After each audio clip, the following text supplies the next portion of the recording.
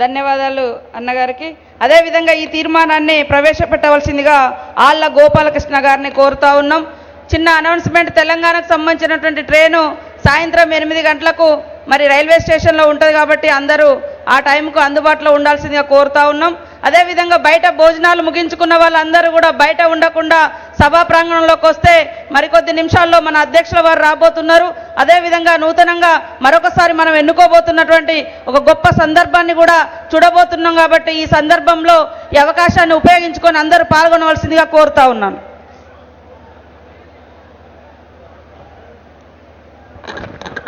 సభకు నమస్కారం.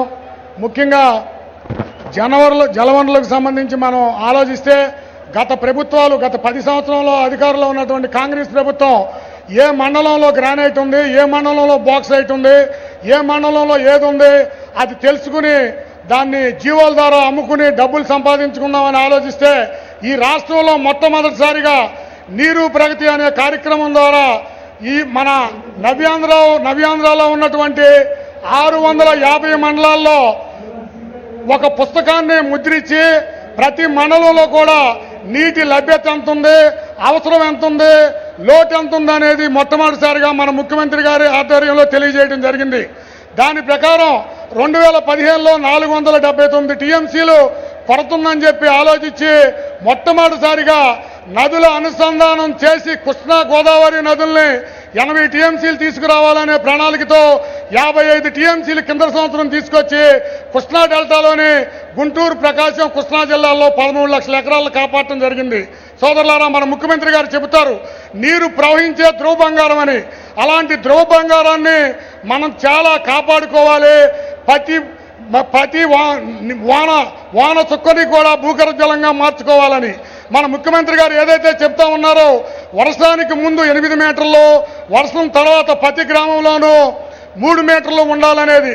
దాని ప్రకారం గత 3 సంవత్సరాల కాలంలో నీరు చెట్టు కార్యక్రమంలో చెరువుల పూడికి తీత, కట్టలు బలపరచడం, వాగుల పూడికి తీత, చెక్ డ్యాములు కూడా చేయటం జరిగింది.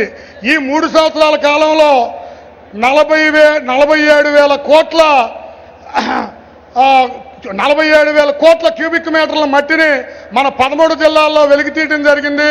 దాని ద్వారా 33 టీఎంసీలని భూగర్భ జలాలుగా మనం మార్చడం జరిగింది.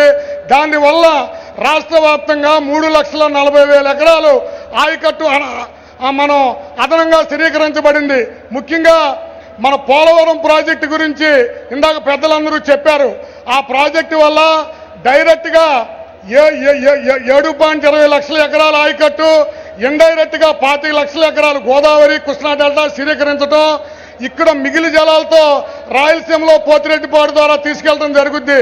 అంటే ఆంధ్రప్రదేశ్ జీవనాడి ఈ పోలవరం ప్రాజెక్టు ద్వారా 13 జిల్లాల్లో 50 లక్షల ఎకరాలు సాగవుద్ది, ఇండైరెక్ట్గా డైరెక్ట్గా.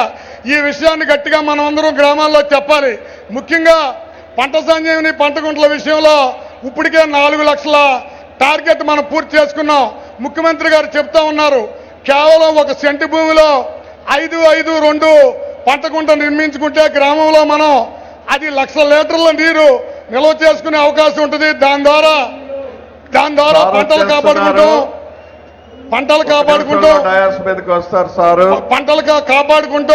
అట్లాగే మనం స్ప్రే చేసుకుంటాం, అన్ని చేసుకుంటాం. ముఖ్యంగా 5-5-2 36 లక్షలు అవుద్ది. అది చేసుకుంటే గ్రామానికి 13 లక్షలు వస్తుంది.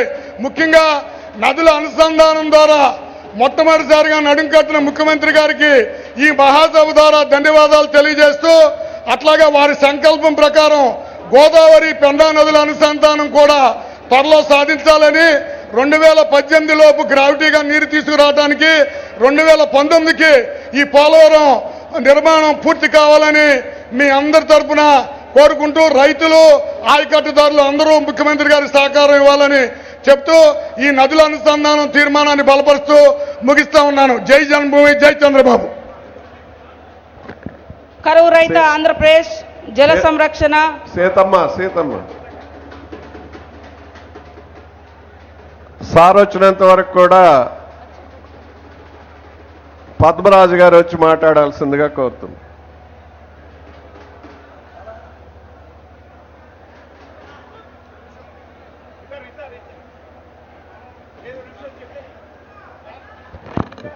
దయచేసి బయట ఉన్న అందరూ కూడా సభా ప్రాంగణంలోకి రావాల్సిందిగా కోరుతా ఉన్నాం.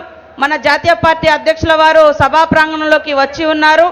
మీ మధ్యనే ఉండడం జరిగింది. అందరూ బయట ఉన్న వాళ్ళందరూ కూడా భోజనం ముగించుకోగానే సభా ప్రాంగణంలోకి రావాల్సిందిగా కోరుతూ మరి ఈ తీర్మానాన్ని బలపరచవలసిందిగా గౌరవనీయులు పెద్దలు రుద్రరాజు పద్మరాజు గారిని కోరుతా ఉన్నాం. 2 నిమిషాలు మాట్లాడండి పద్మరాజు గారు. సభకు నమస్కారం అని చెప్పండి. తర్వాత అనకాపల్లి ఎమ్మెల్యే గారు.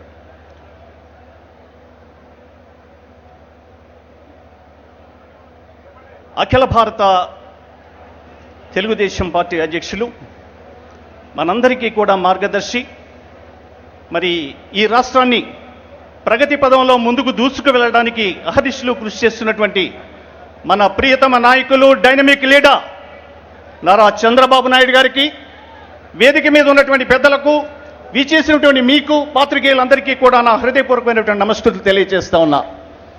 చాలా సంతోషం. మరి గడిచిన 2 రోజులు, ఈ రోజు కూడా మీరు ఎంతో ఓపికతో మన పార్టీ యొక్క నిర్ణయాల విషయంలో కానీ, తీర్మానాల విషయంలో కానీ మీరు చూపినటువంటి అమూల్యమైనటువంటి సహకారానికి మరి ప్రత్యేకమైనటువంటి అభినందనలు తెలియజేస్తా ఉన్నాం. నారా చంద్రబాబు నాయుడు గారి యొక్క అధికార శైలి ఏ విధంగా ఉంటుందో మీకు నేను ప్రత్యేకంగా చెప్పాల్సినటువంటి అవసరం లేదు. యావత్ భారతదేశంలోనే ఒక ప్రాంతీయ నేతగా ఉన్నప్పటి నుంచి కూడా ఈరోజు అఖిల భారత స్థాయిలో తెలుగుదేశం పార్టీని తీసుకువెళ్ళడానికి ఆయన చేస్తున్నటువంటి కృషి, అహర్నిశలు ఆయన చేస్తున్నటువంటి పట్టుదలతో చేస్తున్నటువంటి ఆ కృషి అత్యంత ప్రశంసనీయం, హర్షణీయం అని చెప్పి సందర్భంగా తెలియజేస్తా ఉన్నా. మీకు తెలుసు, భారతదేశంలో ఉన్నటువంటి మరి నాయకుల్లో, అగ్రశ్రేణి నాయకులలో మరి ఎవరెస్ట్ శిఖరం స్థాయిలో ఉన్నటువంటి నాయకుడు మన చంద్రబాబు నాయుడు గారు అని చెప్పి సందర్భంగా తెలియజేస్తా ఉన్నా. గడిచినటువంటి 4 దశాబ్దాల సుదీర్ఘ రాజకీయ చరిత్ర కలిగినటువంటి చంద్రబాబు నాయుడు గారు అహర్నిశలో మన అనుకున్నది సాధించాలనేటువంటి పట్టుదలతో, కృషితో నా దుర్భిక్షం. ఏ వ్యక్తి అయితే మరి కష్టపడి పనిచేస్తా ఉన్నాడో, ఏ వ్యక్తి అయితే లక్ష్యం కోసం అహర్నిశలు కృషి చేస్తారో ఖచ్చితంగా ఆ లక్ష్యాన్ని నెరవేరడానికి ఖచ్చితంగా ఆ నాయకుడు ఎప్పుడూ కూడా మనందరికీ కూడా మార్గదర్శకుడిగా ఉంటాడని మన నాయకుడే నిదర్శనం, దృష్టాంతం అని చెప్పి ఈ సందర్భంగా తెలియజేస్తా ఉన్నా. ఇక రాష్ట్రానికి వచ్చినట్లయితే నదో యొక్క అనుసంధానం అనేటువంటి మరి ఈ తీర్మానాన్ని మరి ప్రతిపాదించినటువంటి నా ముందు మాట్లాడినటువంటి వారు నా ప్రత్యేకమైనటువంటి అభినందనలు తెలియజేస్తా ఉన్నా. మీకు తెలుసు, పట్టిసీమ కృష్ణా గోదావరి నదులని అనుసంధానం చేయాలనేటువంటి ఆలోచన ఆయన మస్తిష్కంలో వచ్చిన నాటి నుంచి కూడా 1 సంవత్సరంలోనే దీన్ని పూర్తి చేయాలనేటువంటి అకుంఠితమైనటువంటి దీక్షతో ఆయన అహర్నిశలు కృషి చేసి అక్కడ ఉన్నటువంటి ఇంజనీర్లు కానీ, అక్కడ ఉన్నటువంటి కాంట్రాక్టర్లందరినీ కూడా మరి ఆ సంవత్సరం కాలంలో నిర్మించాలనేటువంటి ఆ దృఢ సంకల్పం వల్ల మరి ఈనాడు రాయలసీమలో కానీ, కృష్ణా గుంటూరు ప్రాంతంలో ఉన్నటువంటి రైతాంగం ఎంత ఆనందపడుతున్నారో వర్ణనాతీతం అని ఈ సందర్భంగా తెలియజేస్తా ఉన్నాను. మరి ఇటువంటి నిర్ణయాలు తీసుకోవడంతో మరి సరిపోతాం, దానిని ఖచ్చితంగా సాఫల్యం చేసుకోవాలి, సాకారం చేసుకోవాలనేటువంటి ఒక సంకల్పంతో పనిచేసేటువంటి వ్యక్తి మన రాష్ట్ర ముఖ్యమంత్రి శ్రీ చంద్రబాబు నాయుడు గారిని తెలియజేస్తా ఉన్నాను. అదేవిధంగా మరి మీకు తెలుసు, పోలవరం మరి దానికి ఈ రోజు చూసినట్లయితే 40,000 కోట్ల రూపాయలు మరి ఈ రోజు అంచనా వ్యయం దానికి ఉంది. మరి అది ఎంత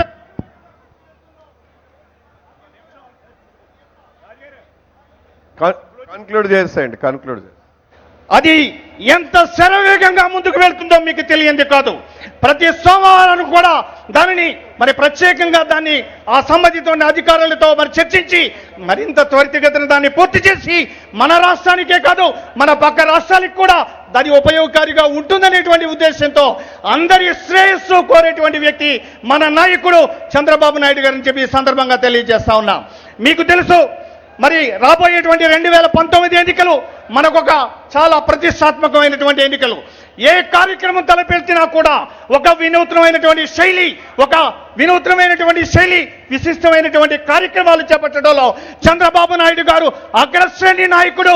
ఈ భారతదేశంలో అంత ఉత్సాహంగా కానీ, అంత లక్ష్య సాధనతో ముందుకు వెళ్ళేటువంటి వారు ఎక్కడా కూడా నా 35 సంవత్సరాల రాజకీయ అనుభవంలో యావత్ భారతదేశంలో ఉన్నటువంటి అనేక రాష్ట్రాలతో ఉన్నటువంటి నాయకులతో నాకు సంబంధాలు ఉన్నాయి. కానీ కృషితో నాస్తి దుర్భిక్షం, కృషి పట్టుదల ఉన్నట్లయితే ఏదైనా సాధించవచ్చు అనడానికి మన ముఖ్యమంత్రి శ్రీ నారా చంద్రబాబు నాయుడు గారే మరో దృష్టాంతం అని మరొకసారి తెలియజేస్తూ ఈరోజు ఆంధ్రప్రదేశ్ అభివృద్ధి కోసం, మౌలిక వసతుల కోసం, ఇటులో నదుల యొక్క అనుసంధానం కోసం ఆయన తీసుకునేటువంటి ప్రతి నిర్ణయానికి కూడా కార్యకర్త నుంచి లీడర్స్ వరకు కూడా అందరూ కూడా సహకరించాలి.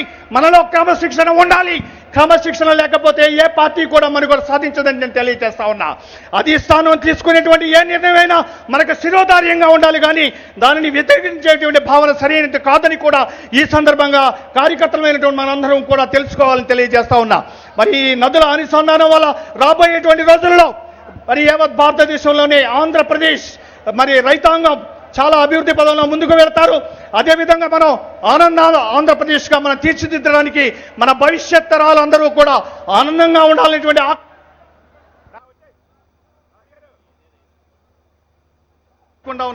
జై హింద్. ఇదే